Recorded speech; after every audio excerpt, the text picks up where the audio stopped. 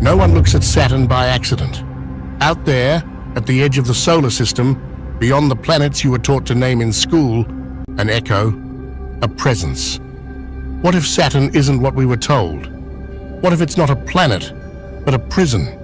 A cosmic jail carefully designed not to imprison bodies, but to trap souls. For centuries, cultures across the world have pointed to the same place. If Saturn truly represents the boundary, the weight, the endless repetition of time, then we have to ask, what is it containing? What force is it holding in place from the distant edge of our solar system? According to many esoteric and Gnostic traditions, the answer is unsettlingly direct. It's holding us. Or more precisely, it's holding what we are once the body dies. In the Gnostic worldview, the material world isn't a divine gift. It's a carefully constructed trap. The physical universe wasn't made by a benevolent creator, but by a lesser force known as the demiurge, whose purpose is to keep human souls confined within a false reality. The soul in this vision is not evolving, it's imprisoned, recycled through endless lives, deceived into believing this is growth. And Saturn, within that cosmology, isn't just symbolic. He's the enforcer, the regulator, the machine that keeps everything spinning. What many traditions describe as reincarnation or spiritual evolution, Gnostics interpret as a kind of energetic harvesting system.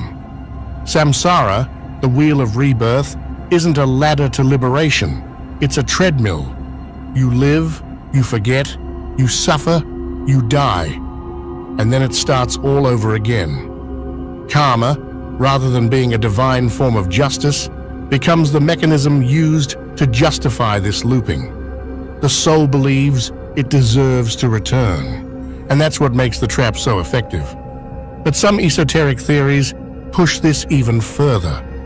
They suggest that the afterlife experience itself, the light at the end of the tunnel, the voices of loved ones, the sense of peace, is not a path to heaven, but a simulation, a reset protocol. The soul, disoriented and vulnerable, is shown what it expects to see. It trusts, it complies, and it re-enters the cycle before even realizing it had a choice.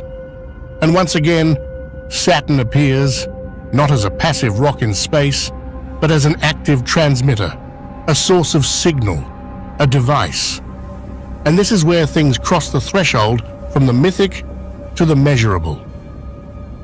In 1981, NASA's Voyager spacecraft recorded something deeply strange about Saturn. A massive, perfectly shaped hexagon at its north pole, thousands of kilometers wide.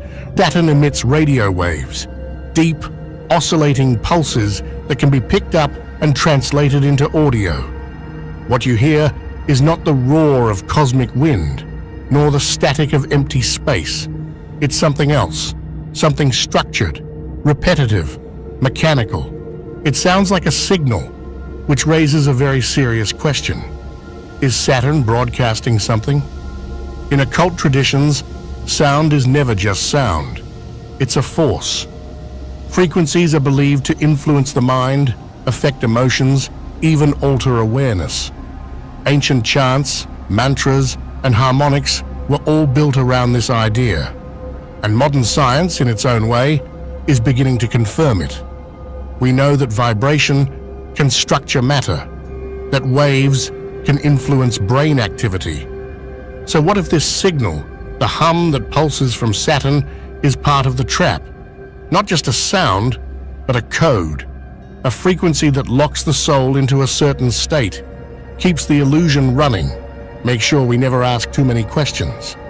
And when you add it all up, the symbol, the geometry, the sound, the myth, it starts to look less like coincidence and more like design. If Saturn is the core of this system, then time itself becomes a kind of fuel. Death and rebirth are not transitions, they're loops, and we are the ones being processed. Because Saturn doesn't just represent control. Saturn is control. He feeds on cycles, on memory, on repetition, And most of all, on time. We live our lives believing in choice, in purpose, in progress, when in reality, we may simply be moving along the path carved out for us by a system far older and far colder than we've ever imagined. By now, it's clear that Saturn's presence is not merely mythological, nor confined to the distant reaches of our solar system. It's systemic, symbolic, embedded not only in ancient rituals, but in the very architecture of our reality. And nowhere is this more apparent than in one of its most enduring and mysterious symbols, the black cube. The cube appears again and again throughout time, in the Kaaba at Mecca, circled endlessly by pilgrims, in Jewish tefillin strapped to the forehead during prayer, in the robes of priests, judges, and scholars, the ritual black that marks authority and order. And in modern esoteric thought, the cube is Saturn's throne, his geometric signature, a perfect container, 6 faces, boundaries on all sides. It represents stability, yes, but also confinement, structure, and stasis. The cube is the trap. And it's not just outside us, it mirrors the structure of belief itself, the mental box we're conditioned to live in, to think within, to never question. David Icker's theory expands this further. Saturn, he suggests, is not just a planet. It's the central transmitter in a vast energetic architecture. The moon receives the signal, and together they project a field, one that overlays our perception and manipulates the bandwidth of our awareness. What we perceive as reality may be little more than an encoded illusion, a vibration broadcast into the mind, interpreted by senses we never chose. The prison, in this view, isn't made of walls. It's made of signals, frequencies, agreements we never consciously made. And the cube, it's the perfect metaphor, a symbol of limitation hidden in plain sight. We move within it, pray toward it, even dream inside it, never realizing it was built to contain us. But here's the paradox Saturn cannot control. What cannot be measured cannot be confined. Awareness, true awareness, is dimensionless. It's not bound by geometry or language or even time. It is the raw presence that sees the trap and steps beyond it. This is what the ancients tried to teach, buried beneath layers of metaphor and myth. That liberation isn't granted, it's remembered. That the walls of the cube dissolve the moment you see them for what they are.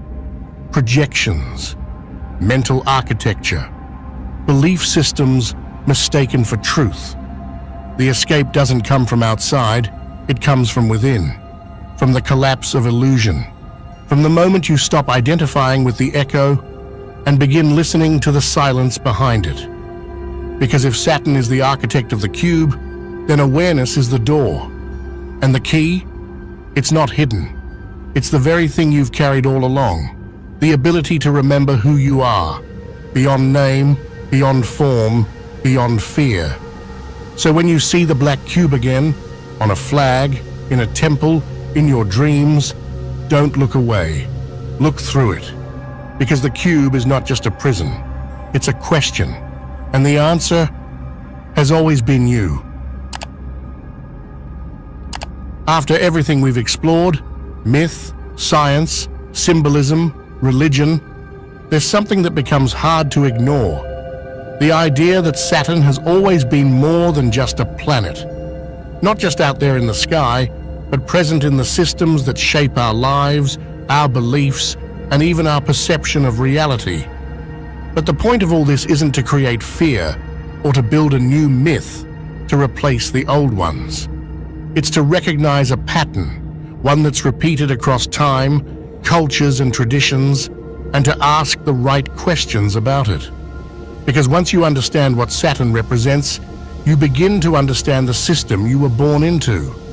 And more importantly, that you don't have to stay asleep inside it. This isn't about escaping the world or fighting some cosmic enemy. It's about realizing that many of the limits we've accepted, whether spiritual, mental, or cultural, aren't as fixed as they seem. That maybe the prison is built more from what we believe than from what actually is. Saturn, in this view, isn't the villain. It's the final checkpoint. The structure that pushes you to question structure. The symbol that dares you to go beyond symbols. And maybe that's the point of it all. Not to avoid the cube, but to understand what it means, and to see how you've carried it with you without noticing. Freedom doesn't come from fighting the system. It comes from seeing it clearly and choosing to live differently.